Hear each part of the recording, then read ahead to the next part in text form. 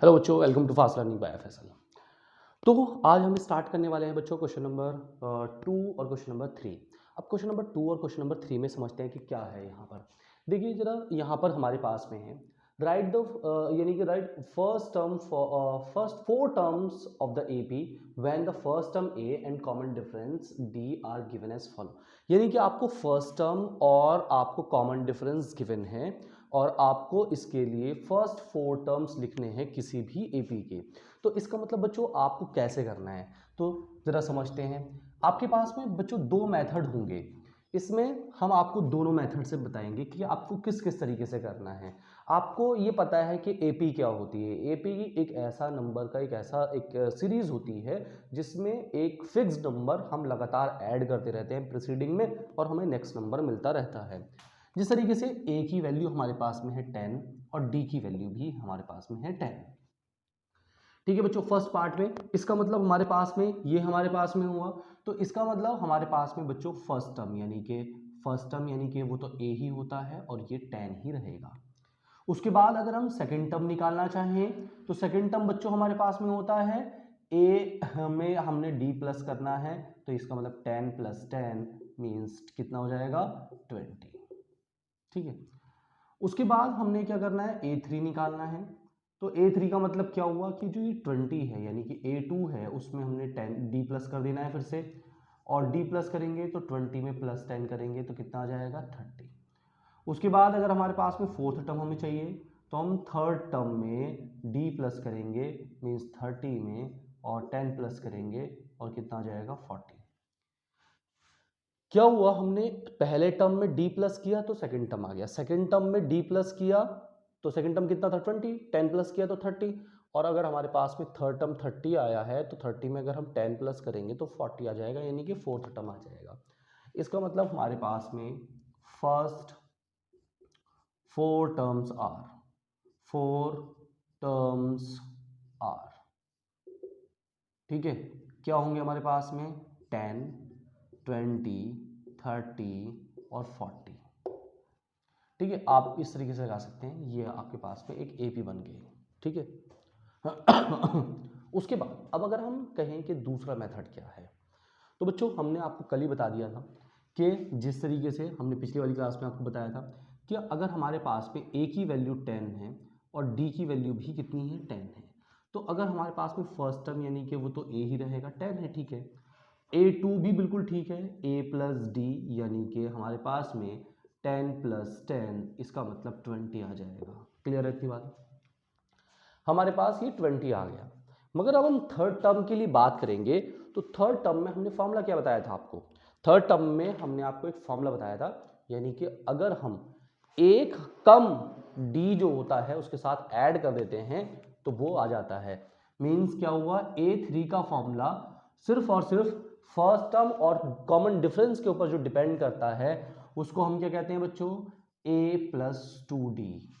Means A की value कितनी है 10 और 2 इंटू डी की वैल्यू कितनी है 10, तो पहले मल्टीप्लाई होगी तो 10 + 20 और ये कितना आएगा 30। यहाँ पर भी हमारा 30 आया था। अगर हम फोर्थ टर्म निकालते हैं बच्चों तो A कम लेना होता है यानी कि D 3D हो जाएंगे, और ये 10 है और 3 इंटू 10 यानी कि हमारे पास में 10 + 30 मीन्स हमारे पास में आ जाएगा 40। तो इसी तरीके से हमारे पास में फर्स्ट टर्म कितना आया है 10, सेकेंड टर्म 20, 30 और 40, ऐसे करेंगे यानी कि सिर्फ हम उसी नंबर में डी ऐड करते रहेंगे तो भी हमारे पास में सेकेंड टर्म आता रहेगा, यानी कि नेक्स्ट टर्म आता रहेगा। और अगर हम इस तरीके से फॉर्मूले से हम निकालते हैं तब भी हमारे पास में हम कोई सा भी इस मेथड से हम ये नहीं कि फर्स्ट 4 ही, बल्कि अगर आपको कहा जाए कि 20th टर्म क्या होगा या 50th टर्म क्या होगा, तो आपको जैसे 20th टर्म बोला जाएगा तो आप डायरेक्टली फॉर्मूला लगाएंगे A + 19D, A + 19D लगाएंगे और यहाँ पर कैलकुलेशन करेंगे तो आप इससे किसी का भी बता सकते हैं, मगर इसके लिए हमें सीरीज़ में ही बताना पड़ेगा। तो ये सबसे सिंपल मेथड है। मींस क्या होता है कि हम कॉमन डिफरेंस यानी कि एक फिक्स नंबर को ऐड करते रहते हैं और हमारे पास में नेक्स्ट नंबर हमारे पास में आता रहता है। इसी तरीके से चलिए समझ में आ गया आपको। अच्छा, अब हम आपके यानी कि दूसरा क्वेश्चन करते हैं, इसका सेकेंड पार्ट करते हैं। दूसरा क्वेश्चन देखो बच्चों, जाहिर सी बात है कि आपके पास में कितना है, a इज इक्वल टू -2 है और d की वैल्यू कितनी है, 0 है। बच्चों अब इस बार कॉमन डिफरेंस कितना है हमारे पास में, कॉमन डिफरेंस कितना है, 0 है। ठीक है, अब जब कॉमन डिफरेंस ही 0 हुआ तो क्या होगा, हमारे पास में जो इसका सेकंड पार्ट है, सेकंड पार्ट में क्या हुआ है, a इज इक्वल टू -2 और d इज इक्वल टू 0। इसका मतलब ये हुआ कि जब हमारे पास में d 0 है तो हम कोई सा भी टर्म निकालेंगे। देखो अगर हमारे पास में a1 यानी कि a वो तो -2 ही है, अगर हम a2 निकाल रहे हैं तो इसका मतलब फर्स्ट टर्म में हम d प्लस कर रहे हैं, तो a की वैल्यू कितनी है बच्चों, यहाँ पर नीचे कैलकुलेट करते हैं, -2 प्लस और ये कितना हो जाएगा 0, तो ये भी -2 आएगा। तो सेकेंड टर्म कितना आया, -2। अगर हम थर्ड टर्म निकालते हैं तो a2 में d प्लस करेंगे तो a2 की वैल्यू कितनी आई थी, -2 प्लस 0, इसका मतलब ये कितना आएगा, -2। तो a3 की वैल्यू भी कितनी आई है, -2। उसके बाद अगर हमें a4 निकालना हो तो थर्ड टर्म में d प्लस करेंगे तो a4 is equal to third term -2 आया था और प्लस 0, यानी कि a4 की वैल्यू -2। इसका मतलब हमारे पास में क्या है, टर्म्स आर, हमारे पास में क्या है, -2 -2 -2 -2। इसका मतलब क्या हुआ बच्चों कि इसमें कॉमन डिफरेंस ही है, 0 है, तो इसका मतलब कोई चेंजेस नहीं हो रहा है इसमें, यानी कि डिफरेंस है ही नहीं, तो इसका मतलब सारी की सारी सीरीज -2 -2 -2 चली जाएगी। बोलो बात समझ में है कि नहीं है। अच्छा अब इसके आगे चलते हैं, हमारे पास में थर्ड पार्ट है इसी का। ठीक है, थर्ड पार्ट है तो a इज इक्वल टू 4 और d इज इक्वल टू -3। ठीक है बच्चों, अब असल में क्या हुआ कि हमारे पास में हम यहाँ तो नॉर्मली निकाल रहे हैं, कि नॉर्मल निकाल रहे हैं, कि नॉर्मली कैसे कि एक टर्म्स में हमने d प्लस कर दिया तो दूसरा टर्म आ गया, दूसरे टर्म में d प्लस किया तो तीसरा टर्म आ गया, तीसरे टर्म में d प्लस किया तो फोर्थ टर्म आ गया। मतलब कि क्या हुआ कि एक टर्म में हम d प्लस करते हैं तो नेक्स्ट नंबर हमारे पास में आ जाता है। मगर हमने क्या देखा कि हमने जनरल फॉर्म सीखी हुई है। जनरल फॉर्म का मतलब हुआ कि आपके पास में किसी भी टर्म की जो वैल्यू होती है वो फर्स्ट टर्म और कॉमन डिफरेंस के ऊपर डिपेंड करनी चाहिए, और फर्स्ट टर्म और कॉमन डिफरेंस के ऊपर अगर डिपेंड करती है तो हमारे पास में a इज इक्वल टू 4, यानी कि फर्स्ट टर्म तो 4 ही है, तो सेकेंड टर्म जो है बच्चों वो a प्लस डी होता है, ये जनरल फॉर्म है। मगर फर्स्ट टू टर्म इसके लिए भी एक जैसे ही होते हैं। इसका मतलब यहाँ से 4 और प्लस और ये -3 है। अब अगर हम यहाँ से करेंगे 4 प्लस माइनस -3 तो यहाँ पर 1 आएगा, तो a2 की वैल्यू हमारे पास 1 आई। a यानी कि फर्स्ट टर्म हमारे पास 4 था, सेकंड टर्म हमारे पास में 1 आया। मगर बच्चों थर्ड टर्म निकालने के दो तरीके हैं, थर्ड टर्म निकालने के दो तरीके हैं, या तो इसके अंदर ही d प्लस कर दिया जाए, मीन्स कैसे, या तो सेकंड टर्म के अंदर ही d प्लस कर दिया जाए, या इसकी जनरल फॉर्म क्या होगी, इससे एक कम d ले लिया जाता है, a प्लस 2d हो जाता है।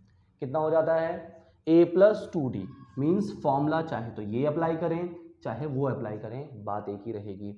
इसके बाद अब हमारे पास में ये कितना है, फर्स्ट टर्म कितना है बच्चों, 4 प्लस 2 इंटू ये कितना है -3, 4 और ये प्लस माइनस माइनस 3 2 6, और यहाँ से कितना आया -2। तो थर्ड टर्म कितना आया बच्चों हमारे पास में, हमारे पास में थर्ड टर्म कितना आया है, -2 आया है। ठीक है, उसके बाद अगर हम अपना फोर्थ टर्म निकालते हैं, और हम ऐसे नहीं निकाल रहे कि हम थर्ड टर्म में ही d प्लस कर रहे हैं, सिर्फ एक स्टेप तो है कि d को प्लस करते जाएंगे, टर्म्स निकलते चले जाएंगे, मगर एक है जनरल तरीका, यानी कि जनरल फॉर्म्स के थ्रू, यानी कि a प्लस 3d, यानी कि सिर्फ हमें फर्स्ट और कॉमन डिफरेंस ही चाहिए होता है। अगर फर्स्ट टर्म कॉमन डिफरेंस है तो हम कोई भी टर्म्स को फाइंड कर सकते हैं, हम बीच में से भी किसी को टर्म को फाइंड कर सकते हैं। मगर इस मेथड के थ्रू अगर आपको 10th टर्म निकालना होगा तो उससे पहले 9th टर्म चाहिए होगा, और 9th टर्म के लिए 8th टर्म चाहिए होगा, जैसे हमने कल बताया था। इसका मतलब ये तो सिर्फ एक ऐड करने का प्रोसेस है नॉर्मली, मगर ये एक जनरल फॉर्म है, इस तरीके से हम इसको कैलकुलेट कर सकते हैं। हमारे पास में a की वैल्यू 4 है बच्चों, 3, और d की वैल्यू -3 है, और यहाँ से 4 और माइनस के 9 और ये आ जाएंगे हमारे पास में -5, तो a4 हमारे पास में आ गए। इसका मतलब जो हमारे एपीज हुई कि एपीज के फर्स्ट 4 टर्म हुए, तो वो क्या हुए हमारे पास में 4 1 और उसके बाद -2, उसके बाद -5, इस तरीके से हमारे पास में ये टर्म्स आते हैं। इतनी बात आपको समझिए, ठीक है। अब हमारे पास में फर्स्ट 3 पार्ट तो हो चुके हैं, इसको आप नोट कर सकते हैं, ठीक है। आगे चलते हैं। अब हमारे पास में बच्चों इसी का फोर्थ पार्ट आता है। क्या आता है? इसी का हमारे पास फोर्थ पार्ट आता है, ठीक है। सभी पार्ट कराएंगे हम आपको, ठीक है। तो फोर्थ पार्ट में देखते हैं कि क्या होता है फोर्थ पार्ट में। अच्छा बच्चों, हम ना इसको अब जनरल वे में ही सॉल्व कर रहे हैं, ना कि सिर्फ डी प्लस करने के प्रोसेस से समझ रहे हैं। अगर आप चाहें तो हम दोनों करा सकते हैं, ठीक है। a इज इक्वल टू -1 और d इज इक्वल टू 1/2, ठीक है। क्योंकि आपके पास में जो क्वेश्चन है उसमें ये बोला गया है कि आपको 4 टर्म्स लिखने हैं। अब 4 टर्म्स लिखने के लिए आप जनरल फॉर्म का इस्तेमाल भी कर सकते हैं और सिर्फ एक एडिंग वाले प्रोसेस का इस्तेमाल भी कर सकते हैं। इसका मतलब ये हुआ बच्चों, यहाँ से हमारे पास में कि जिस तरीके से फर्स्ट टर्म तो हमारे पास में -1 ही है, अगर हमें सेकंड टर्म चाहिए तो ये तो बिल्कुल सेम ही होता है, a + d और -1 और यहाँ से +1/2। तो बच्चों यहाँ से आपको फ्रैक्शन नंबर की कैलकुलेशन आनी चाहिए, और फ्रैक्शन नंबर की कैलकुलेशन नहीं आती तो ज़रा ध्यान से समझना मैं क्या बताने जा रहा हूँ। किसी को भी आप दोनों को रैशनल नंबर बना लेंगे, फिर उसके बाद दोनों को आप मल्टीप्लाई करेंगे, बेस को यानी कि डिनोमिनेटर को मल्टीप्लाई करेंगे, 2 1 ज़ा 2, ठीक है। अब इस 2 की मल्टीप्लाई इधर करेंगे यानी कि क्रॉस मल्टीप्लाई, 2 1 ज़ा 2 माइनस के हो जाएंगे और प्लस, और 1 की 1 से करेंगे तो ये 1 आएगा, और -1 -2 और +1, इसका मतलब -2 का बड़ा है और +1 छोटा है, तो -1 और अपॉन में 2, यानी कि यहाँ से आपके पास a2 की वैल्यू आई -1/2। अब आपको थर्ड टर्म निकालने के लिए या तो इसी के अंदर d प्लस करना पड़ेगा, चलो और करके बता देते हैं कि अगर थर्ड टर्म आपको निकालना होता तो d इसमें इसी में ही सेकेंड टर्म में आपको d प्लस करना पड़ता। इसका मतलब ये यहाँ पर हुआ हमारे पास में, ये हुआ -1/2 और प्लस के 1/2। बच्चों जब एक माइनस का है और एक प्लस का है तो इसको कैलकुलेट करने के बाद 0 आएगा, इसका मतलब तीसरा टर्म हमारे पास में 0 होगा। और अगर हम फोर्थ टर्म निकालना चाहते हैं तो फोर्थ टर्म जो होगा वो हमारे पास में होगा, थर्ड टर्म में आपको d फिर से प्लस करना है, तो 0 में आप 1/2 प्लस करेंगे, तो 0 से कोई फ़र्क नहीं पड़ता, तो a4 आपके पास में ही आ जाएगा। तो आपके फर्स्ट 4 टर्म क्या हुए? फर्स्ट 4 टर्म जो हैं वो आपके हुए यहाँ से -1, उसके बाद -1/2, उसके बाद 0, उसके बाद 1/2। अगर आपने इनको जनरल वे की प्रोसेस से भी निकाला होता तो भी निकल जाते। जनरल वे बता देते हैं आपको, जनरल वे किस तरीके से होगा इसका, यानी कि फर्स्ट सेकंड टर्म तो सेम तरीके से निकलेंगे, मगर थर्ड टर्म निकालना होता तो a + 2d मीन्स d एक कम लगाते हैं, फर्स्ट टर्म की जगह माइनस रखते हैं, +2 × 1/2, तो 2 से गया 2 कट, -1 + 1 मीन्स 0 आ जाता, यानी कि आपके पास में इस तरीके से 0 आना था। अब अगर जैसे ही आपके पास में 0 आया, मगर आप 4 टर्म निकालते तो a प्लस आपको 3d लिखना पड़ता, और a कितना है -1 + 3 × 1/2, और यहाँ से -1 प्लस ये कितना हो जाता है 3 1 ज़ा 3 और अपॉन में 2, यानी कि ऊपर की मल्टीप्लाई ऊपर और नीचे की मल्टीप्लाई नीचे, मल्टीप्लाई जब होती है तब। मगर जब हमारे पास में कोई इस तरीके से फ्रैक्शन की एडिशन आ जाए या सब्ट्रैक्शन आ जाए तो उसका मेथड वही है, दोनों की मल्टीप्लाई, और यहाँ से करेंगे तो 2 हो जाएगा और 3 1 ज़ा 3 हो जाएगा, और यहाँ से जब कैलकुलेट करेंगे तो ये 1 बचेगा और अपॉन में 2, यानी कि a4 की वैल्यू 1/2। अब आपको जो भी कैलकुलेशन लगती है वो कर लेंगे, मगर ये जो ऐड करने वाला प्रोसेस है ये सिर्फ अभी के लिए है, और ये जो प्रोसेस है ये होल चैप्टर में आपके साथ चलने वाला है। इसलिए जर्नल फॉर्म के थ्रू अगर आप कैलकुलेशन करना स्टार्ट करेंगे तो ज़्यादा बेटर रहेगा, और उससे आप आसानी से सॉल्व कर सकते हैं, ठीक है। नहीं तो आप सिर्फ d प्लस करके भी निकाल सकते हैं, एक टर्म में d प्लस करते जाएंगे, नेक्स्ट टर्म में हमारे पास में आंसर आता जाएगा, इस तरीके से हम कैलकुलेशन करते जाएंगे। अच्छा बच्चों, इसके नेक्स्ट पार्ट में चलते हैं। नेक्स्ट पार्ट हमारे पास में है a की वैल्यू -1.25, ठीक है, कोई बात नहीं, पॉइंट्स के क्वेश्चन होते हैं, डरना नहीं है। हमारे पास में फिफ्थ पार्ट है, हमारे पास में a की वैल्यू -1.25 और डी की वैल्यू है माइनस के 0.25। ठीक है बच्चों, हमें क्या पता है कि फर्स्ट टर्म तो हमारे पास में हो गया माइनस के 1.25, और अगर हमें सेकंड टर्म निकालना होगा तो ये तो फर्स्ट टर्म है, उसके बाद सेकंड टर्म निकालना है तो ए में डी प्लस करना पड़ेगा, माइनस के 1.25 प्लस, और इसकी जगह रखेंगे माइनस के 0.25। अच्छा बच्चों, माइनस के 1.25 प्लस माइनस माइनस 0.25, क्या आपको डेसिमल की कैलकुलेशन आती है?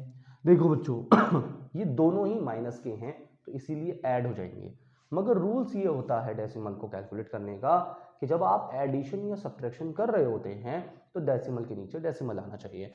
तो जाहिर सी बात है दोनों ऐड होंगे तो 1.25 और यहाँ पर 0.25 मीन्स पॉइंट के नीचे पॉइंट, तो 5 5 10, 2 2 4 और 1 5, और ये पॉइंट के नीचे पॉइंट और ये 1। इसका मतलब हमारे पास में आया माइनस के 1.50। अब A2 की वैल्यू आई है।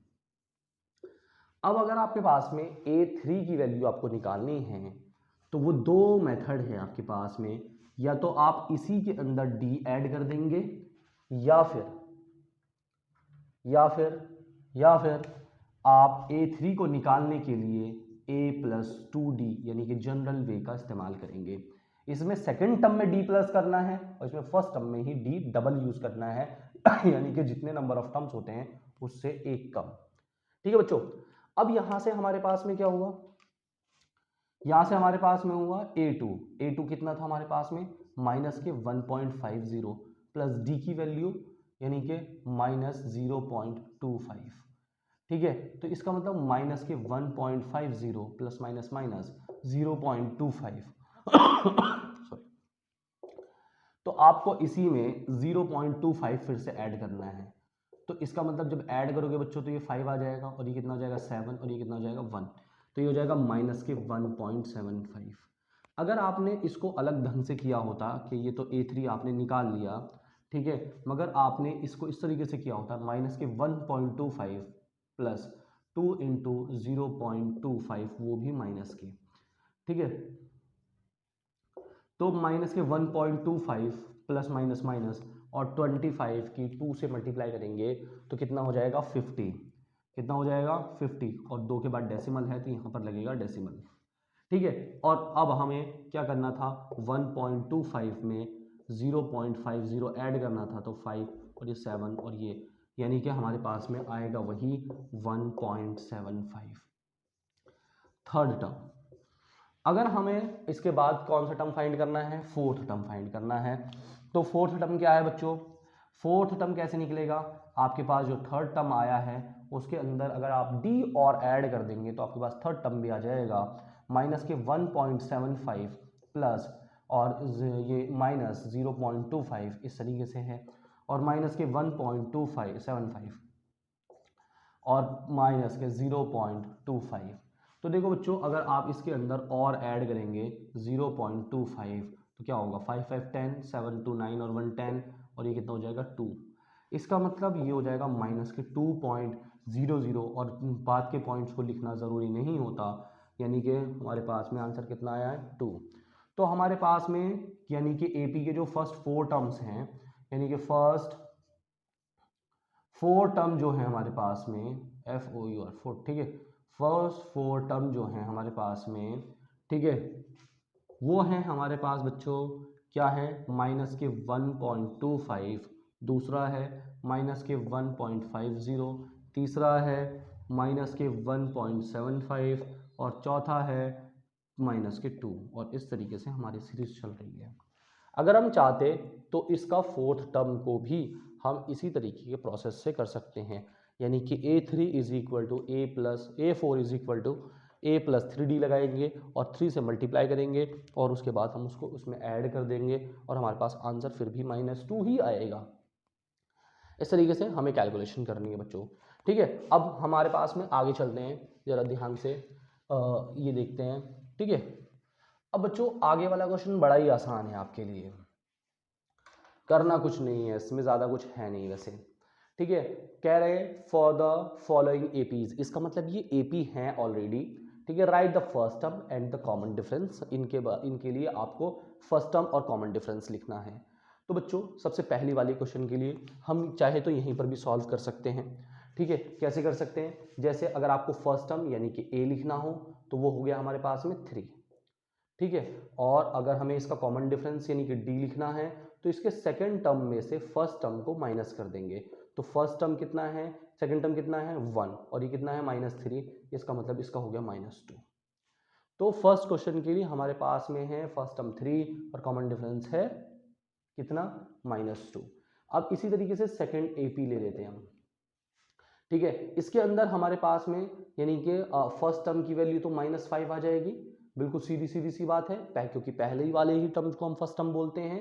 ठीक है, और उसके बाद अगर हमें इसका कॉमन डिफरेंस लिखना है तो हम इसके A2 में से A1 को माइनस करेंगे, तो -1 और माइनस के कितने हो जाएंगे 5, तो -1 और +5 कितने 5 हो जाएंगे, तो यहाँ पर 4 आ जाएगा। तो इसका मतलब सेकेंड टर्म में हमारे पास में जो आंसर आया है वो आया है D की वैल्यू 4। ठीक है, उसके बाद हमारे पास में थर्ड पार्ट आ जाता है इसका। थर्ड पार्ट में फर्स्ट टर्म अगर देखा जाए तो वो 1/3 होगा, और d की वैल्यू जो होगी वो वैसे ही कैलकुलेट करेंगे a2 - a1, और a2 की वैल्यू कितनी है बच्चों 5/3, और इसकी टर्म की कितनी है -1/3।